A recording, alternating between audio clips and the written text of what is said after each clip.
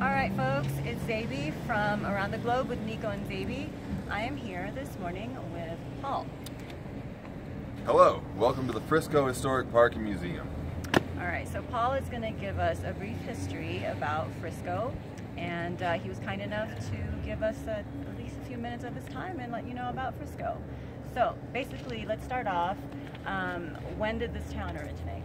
The town originated in 1873 when Mr. Leonard came by and posted a sign saying Frisco on an old cabin over here in the 10 Mile Canyon. Oh, okay. The FR comes from Frisco in San Francisco, the IS comes from St. Louis, the end of St. Louis, and the CO comes from company to make Frisco.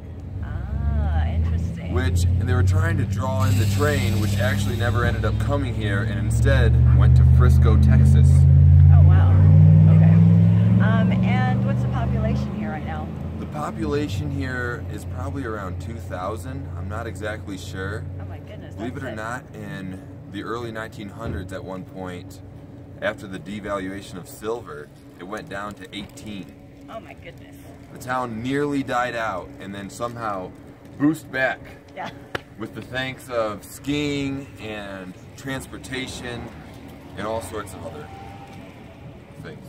Okay, and tell us a little bit about mining. Mining? Well, mining wasn't extremely great in Frisco. It was mainly silver, and with the Sherman Act in 1893, silver was devalued, and it really just ruined the town.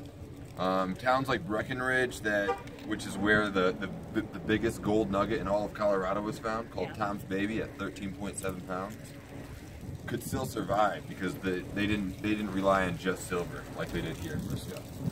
Okay, well that's interesting to know. It's a little cold, so Paul's going to take us inside the museum just to show you a little bit of the history.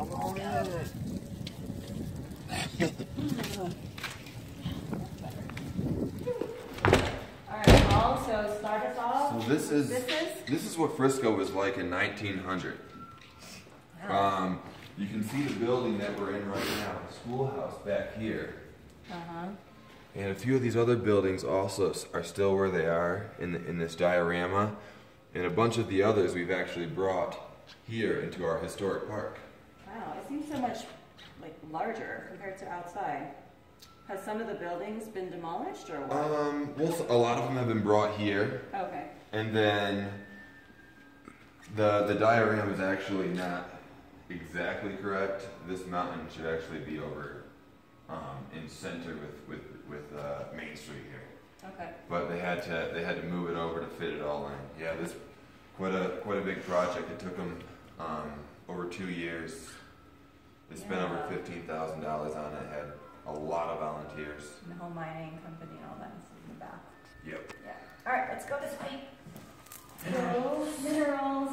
Got lots of minerals, of course. Yeah, who knows what these are? Yeah, these are just some of the gems and crystals.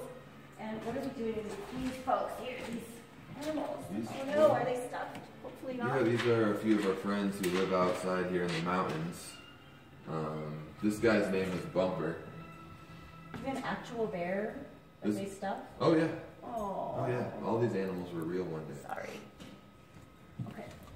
Let's move on to this part.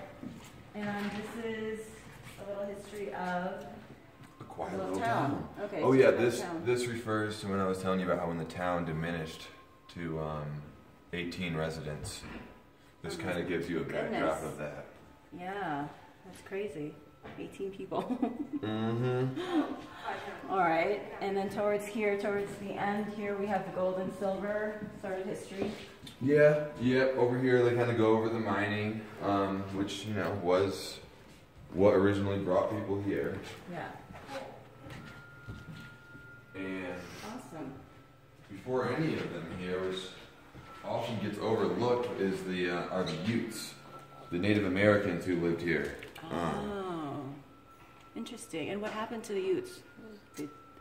Well, they got placed into reservations, which are not here. Okay, so basically they were... They moved them into southern Colorado, in that reservation down there, and one over in Utah.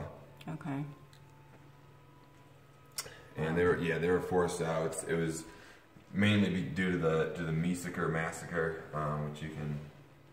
which we do have a little write-up on. They pretty much just kept slowly getting pushed out and pushed out and pushed out until, due to mining and all the resources that were here. Right. Okay. Well, I think that's all the time we have, folks. So thank you so much, Paul. You're very welcome. Thank you very much, and hope you